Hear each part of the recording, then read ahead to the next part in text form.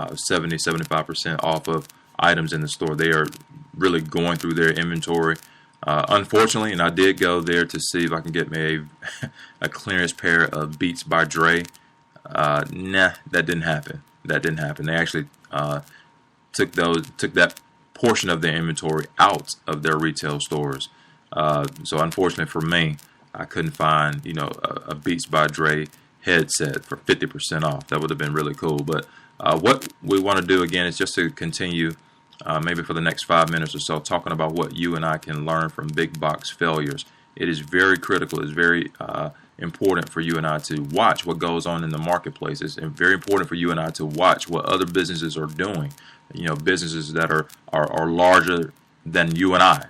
Even today, we can look at what they have done, what they're doing, what works, what doesn't work, and modify that, learn from that, and run our own individual business. So one of the first things that we talked about today was that, hey, let's make sure that our core has changed. It's one thing to paint a beautiful picture about your business, but if the core values of your business don't change, if you're offering style and not offering substance, a lot of customers want more substance than style.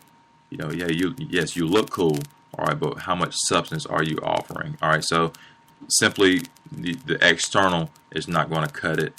At the end of the day, what encourages people and inspires people to continue to do business with you is to have something on the inside, a core value, a core substance, that your brand can be built on. All right, so that was the first thing that we talked about today. The second thing that we talked about today was actually having a specific service, offering a specific service,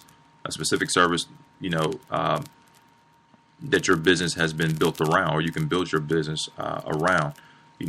We've seen cases, and I used a few examples. One being what we're talking about, Radio Shack. An unfocused inventory.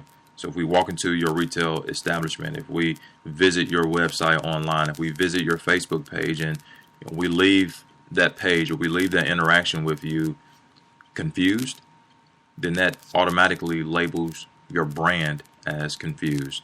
If you have an unfocused inventory, then your brand itself can be deemed as unfocused. And again, we talked about Radio Shack. I grew up with this store.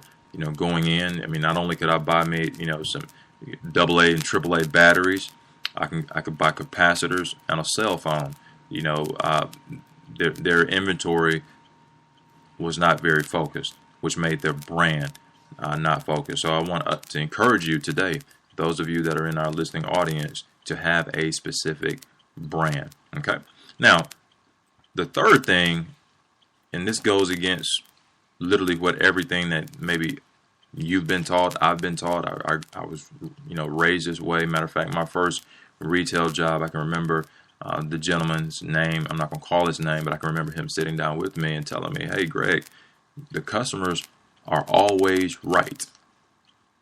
And I'm pausing there because I'm smiling, because the customers aren't always right. No, they're not, sir. They're not always right. All right. So we have to know when the customer is right, when the customer is not right. All right. Now, Radio Shack built their core around like the do-it-yourselfers, those geeks, those tinkers. Well, believe it or not, what has happened down through the years, you have other companies that get into that mix. You have your Amazons. All right, so not only, can I drive down to the store and buy capacitors, what I could also do, I can go to Amazon and get those same capacitors, and probably in a bulk value cheaper than I could at the retail store. All right, so they built their value, they built their core around the do-it-yourselfers, those tinkers. When CB radios were out, you remember those? All right, well, those still may be in the trucking industry, but technology has changed, and what Radio Shack has failed to do, they have failed to change with that technology. All right, I've yet to see a YouTube video, if you will, of someone that is maybe affiliated with a marketing group for Radio Shack, putting together some do-it-yourself videos, some how-to videos, give those things out free to customers when they come in. Do something, to not chase the customer away.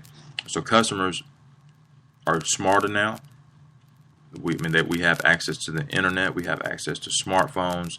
We can learn how to do different things without me having to visit a Radio Shack store to find out how to do it. And if by chance I visited a Radio Shack store and asked the individual behind the counter a question, well, you better believe that individual needs to know, or at least be able to point me in the right direction as to where to get the help that I need.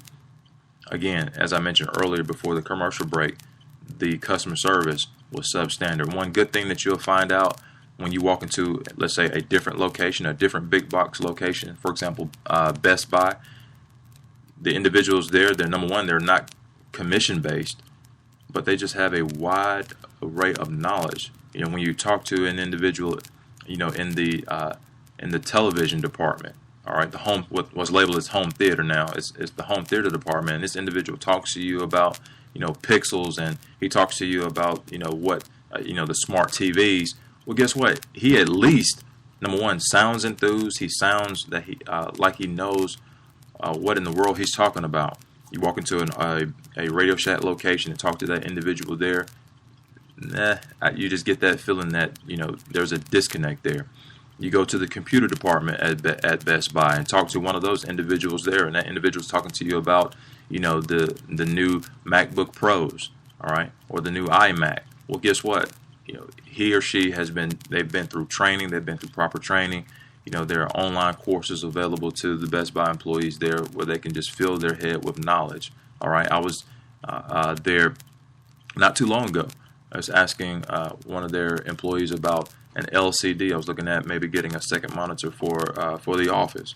All right, he didn't know the answer. What did he do? He pulled out his smartphone, and guess what he did? Found me the answer, and there was not a huge lag time in there. He kept me entertained. He kept talking to me about the things that I was trying to do. While doing that with me, he was multitasking on his smartphone and finding out the information, the answer to my question. All right, so the flip side of that is Radio Shack has failed miserably at making those connections. They've had an unfocused inventory, which made their brand unfocused. They failed to change with the consumer. They failed miserably at changing with the consumer, and thus today sales are down, and sales were down in such a way that has forced them to even file a bankruptcy. A company to watch even now is Kmart. Kmart suffered, a few years ago. They were suffering, in a major way, and that suffering was a direct result of their largest competitor, which was Walmart. Before Walmart just blew up as it did, you were able to go to Kmart. Some of the Kmart stores, not all of them, but some of the Kmart stores even had auto centers in them. All right, you could buy your fishing equipment, you could buy your deodorant, you could buy patio equipment, all out of a Kmart location. Well, when Walmart blew up as it is, and they did a very good job with their advertising, the rollback prices, and we've all heard those, rolling back prices. Well, that hurt Kmart. That hurt Kmart in a major way. But Kmart has evolved. Why? Because of the merge with Sears. Please note, if you were to visit a Kmart location today compared to a Walmart location, the foot traffic in the Kmart location is not equal to the foot traffic in a Walmart location. So when I say watch it, even with their merger with Sears, there's still an opportunity there for Kmart to do a better job. There's still even an opportunity there that Kmart won't make it, even with the merger with Sears.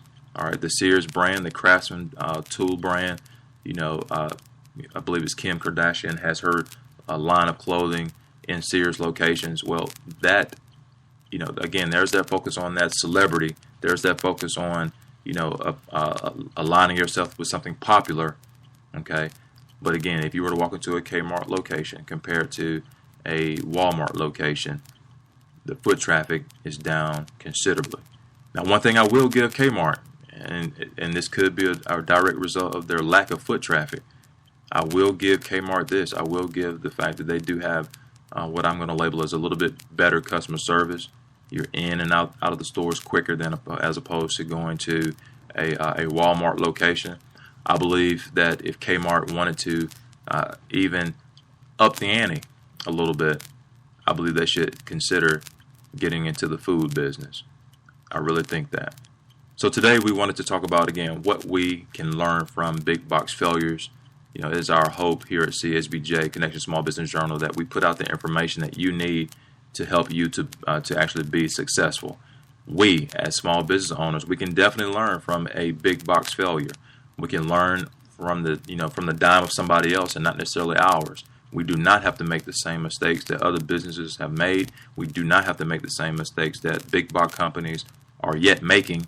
We can provide a greater level of customer service. We can definitely provide that one-on-one service.